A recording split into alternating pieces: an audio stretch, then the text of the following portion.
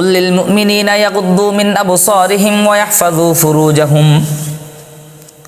হযরত খালিদ ইবনে ওয়ালিদ রাদিয়াল্লাহু আনহু কোনো এক যুদ্ধে, উনি সেনাপতি বা উনি নির্দিষ্ট দায়িত্বে আছেন, তো কাফেরেরা চিন্তা করলো যে মুসলমানদেরকে যদি ধ্বংস করতে হয় তাহলে তাদের ঈমানকে আগে লুণ্ঠন করতে হবে, তাদের আল্লাহর সাহায্য তাদের থেকে দূরে সরাইতে হবে।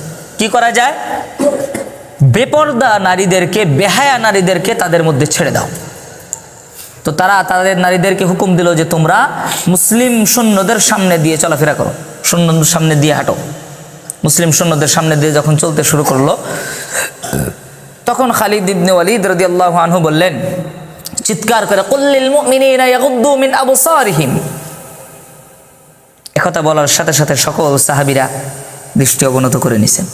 যখনই চোখ নামায় নিছেন তখন ওনারা এই ফিতনা থেকে মুক্ত হয়ে গেছেন।